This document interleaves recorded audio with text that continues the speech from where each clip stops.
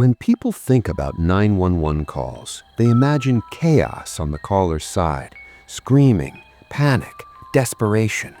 What they rarely think about is the silence on the other end. The dispatcher doesn't see the blood. They don't see the weapon. They don't see the person standing just out of view. All they have is a voice, or sometimes the absence of one. Every dispatcher is trained to stay calm, follow protocol, and detach emotionally. But some calls don't end when the line disconnects. Some voices stay. Some silences are louder than screams. Tonight, you're going to hear 7 real 911 calls that dispatchers say permanently changed how they hear a ringing phone. Calls where they knew something was wrong but couldn't stop it. Before we begin, answer this honestly in the comments. If you were the dispatcher, hearing someone's last moments through a headset, do you think you'd really be able to sleep afterward?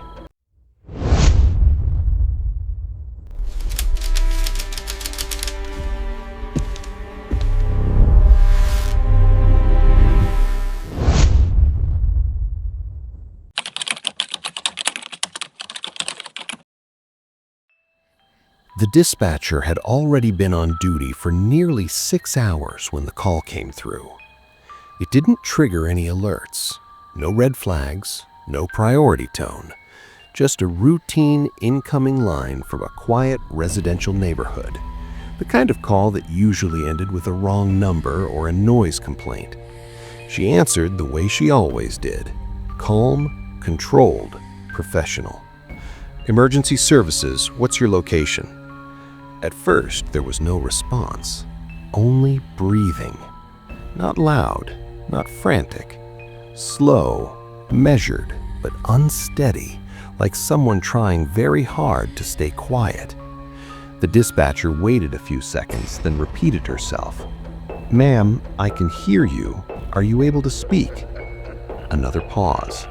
Then, barely above a whisper, a woman replied, "Yes." The dispatcher turned her headset volume up. The woman said she was hiding in her bathroom. She said someone was inside her house. Her voice never cracked, never shook. No crying, no panic. That alone was unusual. The dispatcher shifted into protocol, address confirmation, description of the intruder, whether the doors were locked. The woman answered every question immediately, clearly, precisely, almost rehearsed, too calm for someone who believed they weren't alone. The dispatcher kept her talking, telling her help was on the way. Police units were already being dispatched. She reminded the woman to stay quiet, to stay hidden, to stay on the line. "Stay with me," she said softly. "I'm here." Then, in the middle of a sentence, the woman stopped speaking. At first, the dispatcher assumed the caller had muted herself, but the call timer kept running. The line was still open. That's when the dispatcher heard it. Movement. Not loud enough to pinpoint, not fast enough to sound rushed. Slow footsteps, careful ones. Whoever it was not searching frantically. They were moving like they already knew where to go. The dispatcher lowered her voice. "Ma'am, stay with me." No answer. A faint sound followed, fabric brushing against the phone, like someone had shifted their grip or pressed the device closer to their body. Then a breath, sharp, controlled, the sound someone makes when they're trying not to scream. The dispatcher's pulse spiked. She repeated the woman's name. Nothing. No struggle, no crash, no cry for help. Just silence. An open line. Police arrived 4 minutes later. The front door was standing open. Inside, the house was completely empty. No signs of forced entry, no disturbance, no one in the bathroom, no one anywhere.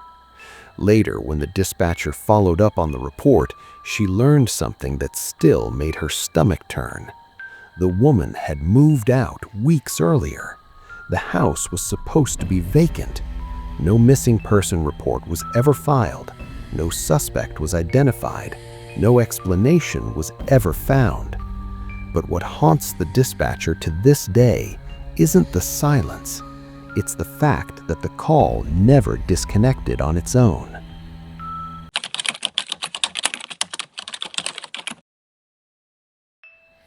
The dispatcher had answered thousands of emergency calls over the course of her career. She could recognize panic in seconds. Shock had a rhythm. Fear always leaked through, no matter how hard someone tried to hide it. Liars, too. They rushed, they over-explained, they forgot details. The boy on the line did none of those things. He sounded calm, polite, carefully measured, almost like he was following instructions. He told her his mother had collapsed in their kitchen. No crying, no raised voice, no background noise of chaos. Just a steady, even tone, too steady for a child calling about his unconscious parent. The dispatcher asked if his mother was conscious. There was a pause. Not long enough to be obvious, just long enough to feel wrong. "Yes," he said. She asked if the woman was breathing. Another pause. "Yes." The dispatcher felt something tighten in her chest. She shifted tactics. Control questions, the kind designed to catch inconsistencies, not accusations, just anchors. Where exactly was his mother lying? What position was her body in? What was she wearing? The boy answered each one calmly, but the details didn't stay the same. The location shifted slightly. The clothing description changed. The timing became vague. Nothing dramatic, just enough drift to raise concern. Still, his voice never changed. No fear, no urgency. That was the part that bothered her most.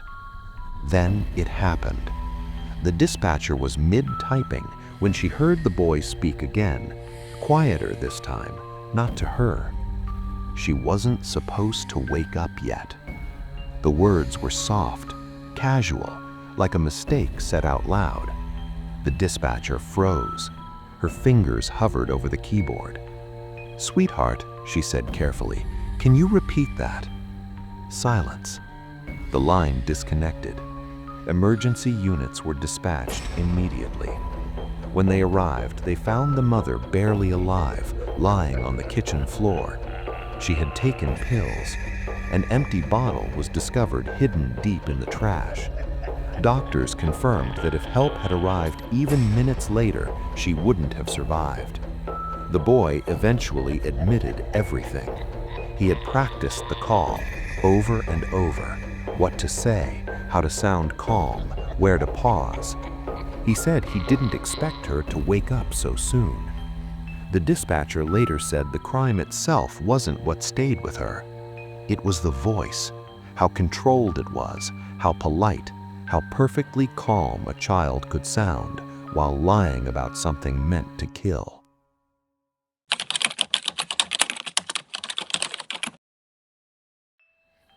The call came in just after midnight. That alone wasn't strange. What caught the dispatcher's attention was the source, a payphone.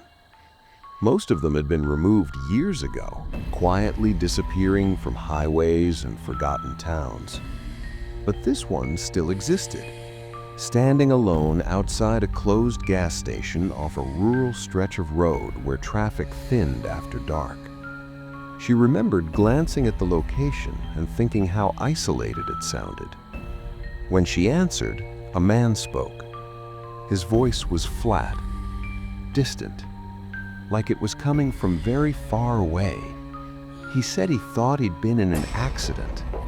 The dispatcher moved into routine, asking if he was hurt, if anyone else was involved, if he needed medical assistance. The man answered slowly, carefully. He said he couldn't feel anything. That didn't alarm her at first. Shock could numb pain completely. She'd heard it many times before. So she did what she always did, kept him talking, kept him anchored. She asked him to describe what he could see.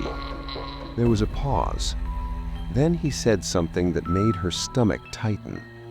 "I can see my truck." She asked him where he was standing.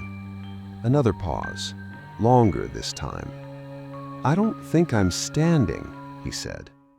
"I don't think I'm anywhere." The dispatcher straightened in her chair. She asked him to look at his hands.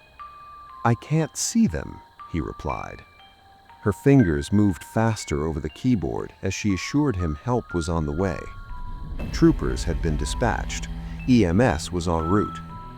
She told him to stay awake, to keep talking, to focus on her voice. That's when he asked the question she still hears sometimes when the room is quiet. "Am I dead?" She answered immediately. "No," she said, firmly, calmly. "You're not dead." She told him to keep talking to her. The line stayed open. For a moment, there was only faint background noise, wind maybe, or distant passing cars. Then the man spoke again. His voice hadn't changed.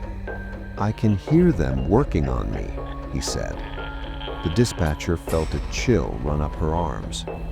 "What do you mean?" she asked. "They're around me, but they're not looking at me." The dispatcher's screen refreshed. A state trooper had arrived on scene. Seconds later, EMS radioed in. The driver had been killed on impact. There were no signs of life. The dispatcher stared at her monitor as the realization settled in. The payphone line went silent. No hang-up tone, no disconnect. Just dead air. Investigators were never able to determine who placed the call. The payphone showed no usable prints. No witnesses came forward. No explanation fit cleanly. The dispatcher stopped working night shifts shortly afterward. She never forgot the voice.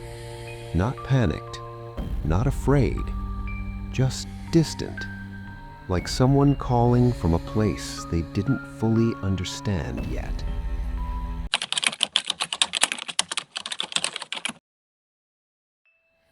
The call came through as an abandoned line. No voice, no movement, just breathing on the other end. The dispatcher stayed connected, following procedure. She spoke softly, carefully, assuming someone might be frightened, injured, or unable to speak. "Hello, this is emergency services. I can hear you." The breathing continued, slow, controlled. Nearly a full minute passed before a voice finally responded. Small, thin, a child. "Yes," the voice whispered. The dispatcher asked if the child was alone. "Yes." The answer came too quickly. She asked where the child's parents were. "They're sleeping." The words were quiet, flat, devoid of the usual uncertainty children carry. Something tightened in the dispatcher's chest. She asked where the child was calling from. "My room." Still no background noise, no prying, no movement. She asked why the child had called emergency services. There was a pause, long enough to feel deliberate. "Because he told me not to." The dispatcher sat up straighter.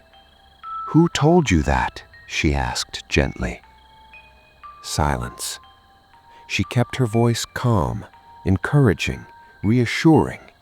She asked if anyone else was in the house. "Yes." "Where are they?" "In the hallway." The dispatcher felt her pulse jump. Before she could ask another question, the line went quiet again. No hang-up tone, no disconnect. Officers were dispatched immediately. When they arrived, they found the parents deceased in their bedroom. There were no signs of forced entry, nothing broken, nothing disturbed. The child was found unharmed, sitting on the bed, phone still in hand, exactly where they said they were. No one ever identified who the child meant by he. There were no neighbors seen entering or leaving, no evidence of an intruder, no explanation that fully accounted for the call. The dispatcher still thinks about the voice sometimes. Not frightened, not crying, just obedient. And she wonders how long the child had been awake in that room, listening to the hallway, before finally calling for help.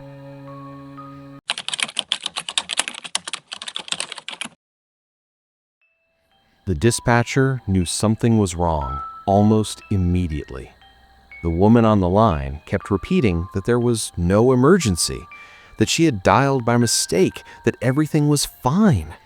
But her voice betrayed her. It trembled beneath every word. The dispatcher followed verification procedure anyway. Mistakes still required confirmation. She asked if the woman was safe. Yes, the woman answered. Too fast, too sharp. The dispatcher asked where she was calling from. My home. Her voice cracked on the last word. The dispatcher asked if anyone else was there. There was a pause. Not the kind caused by confusion, the kind caused by listening. Yes, the woman finally said. Who's there with you? The dispatcher asked. My husband. The dispatcher was about to continue when she heard it. A second voice, male, low, controlled. It wasn't speaking loudly enough to be understood, just close enough to be present. The woman's tone changed instantly. Her voice flattened, smoothed out, stripped of emotion. I'm safe, she said. There is no emergency. The dispatcher felt a chill crawl up her spine. Then, beneath the rehearsed words, something else slipped through. Barely audible. Please don't hang up. The line disconnected. Despite the cancellation, officers were dispatched. When they arrived, the woman answered the door. She was physically unharmed, but terrified. She wouldn't speak, wouldn't make eye contact, wouldn't answer a single question.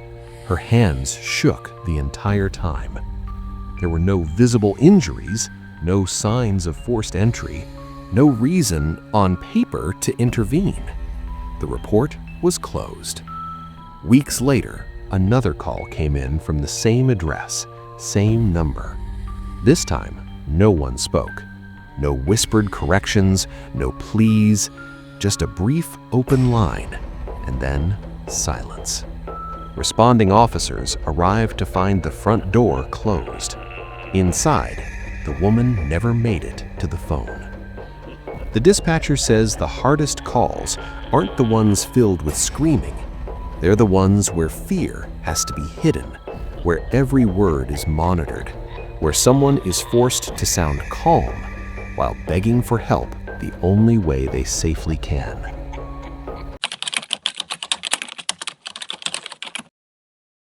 The dispatcher had worked night shifts long enough to trust the system completely. She knew its limits, its quirks, its failures. Every call left something behind, a trace, a routing path, a damaged signal. Even blocked numbers whispered where they came from. That's why this one unsettled her immediately. The call came in just after 3 a.m., that quiet hour when the city felt suspended between sleep and waking. No caller ID, no routing data. The system displayed the originating line as inactive, disconnected, months earlier. She stared at the screen for a moment longer than she should have, then answered. A man whispered for help. His voice wasn't panicked. It was strained, thin, like someone who had already screamed themselves hoarse long before dialing. She asked where he was. He gave an address. Her fingers froze above the keyboard. She knew that address. It had been flagged years earlier after a house fire that had burned out of control before crews arrived. A man had been trapped inside. He never made it out. She swallowed and asked the caller to repeat the address. He did. Exactly the same. Same number, same street, same calm certainty. She asked him to describe where he was inside the house. There was a pause. "It's dark," he said. Another pause. "The walls feel hot." Her pulse began to thud in her ears. She typed quickly, dispatching units anyway, forcing her voice to stay steady. She told him help was on the way, told him to stay on the line. That's when he whispered something that made her hands go cold against the keys. "He keeps coming back." Her breath caught. "Who keeps coming back?" she asked. The line crackled, not like static, not like interference. It sounded warped, like air bending under intense heat. Then the call dropped. She immediately tried to call back. The system rejected it. The number didn't exist. No error code, no trace, nothing. Later that shift, she pulled the old fire report. The man who died in the house had been found near a phone outlet, burned beyond recognition. The wiring around the wall had melted. There was no evidence he'd ever made a call. No record, no explanation. But the dispatcher remembered the voice. Exhausted, strained, still asking for help. She never worked another overnight shift again, and she never trusted the system the same way after that.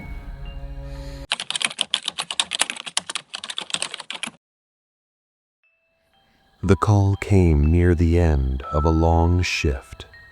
The kind of hour when the lights felt too bright and the silence between calls stretched too long. The dispatcher was tired, not careless, but worn thin in a way that made every word require focus. She answered anyway. A woman's voice filled the line, calm, controlled. The woman said she was driving alone on a rural road. She believed someone was following her. The dispatcher straightened slightly, fatigue giving way to routine. She asked for details, vehicle description, direction of travel, current speed. The woman answered every question clearly, too clearly. No panic, no shaking breath, just clean, precise information. The dispatcher stayed with her, guiding her the way she always did. She encouraged the woman to stay calm, to keep driving, to head toward a populated or well-lit area if possible.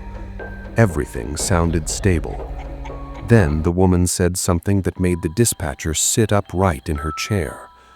"They're not in a car anymore." The dispatcher paused. "What do you mean?" she asked.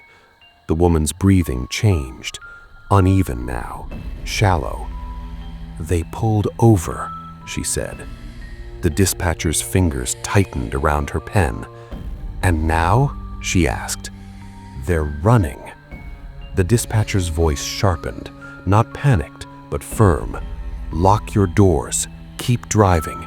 Do not stop." The woman didn't answer. She screamed. The sound was sudden and raw, cut short by violence. Metal shrieked. Glass exploded. The line stayed open. The dispatcher didn't hang up. She stayed connected, listening to the aftermath. No voices, no movement, just the hollow sound of an open line carrying what was left of the moment. She didn't need the report later. She didn't need the confirmation. She heard the ending herself. Dispatchers are trained to stay calm, to detach, to move on to the next call. But some calls don't end when the line disconnects. Some voices follow them home. Some silences never fade. These were 7 real 911 calls dispatchers say they'll never forget, not because of what they saw, but because of what they heard. If one of these stories stayed with you, tell me in the comments which call disturbed you the most and why. If you want more true, unsettling stories told calmly and honestly, like the video, subscribe, and share it with someone who listens late at night. This is Shadowline Mysteries. And remember, sometimes the scariest part of a 911 call is what happens after the line goes quiet.